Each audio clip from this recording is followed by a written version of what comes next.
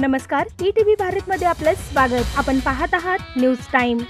12वीच्या निकालाची तारीख जाहीर। उद्या दुपारी 1 वाजता लागणार निकाल। बोर्डाच्या अधिकृत वेबसाईटवर निकाल पाहता येणार। राज्यात शेवटच्या टप्प्याचं मतदान शांततेत। उद्धव ठाकरे, आदित्य ठाकरे, अनिल अंबानी, रतन टाटा यांनी बजावला मतदानाचा हक्क।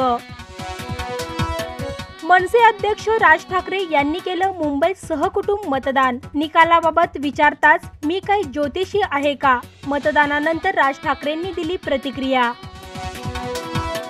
ठाण्यात बोगस मतदानासाठी 1,500 लोक आणून ठेवलेत। राजन विचारेंचा गंभीर आरोप। निवडणूक आयोगावरही केलं प्रश्नचिन्ह उपस्थित।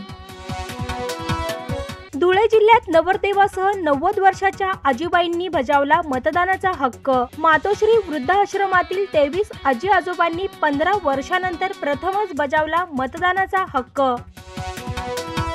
निवडणूक आयोगाचं शून्य नियोजन। मतदान नियोजनावरून आदित्य ठाकरेंची टीका। म्हणाले, मतदानाची प्रक्रिया सुरळीत होण्यासाठी सुविधा पुरवण्याची गरज।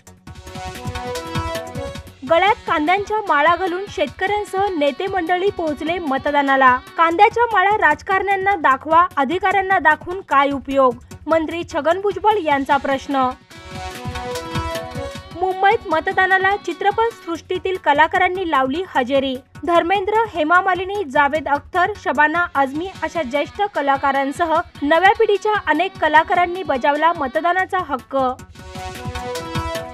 काटा लगा फेम शेफाली जरीवालानं महाकालेश्वर मंदिरात आरतीला लावली हजेरी। फोटो सोशल मीडियावर होतोय व्हायरल। या बातम्यांसह इथेच थांबूया। अधिक माहितीसाठी लॉग इन करा ettvbharat.com।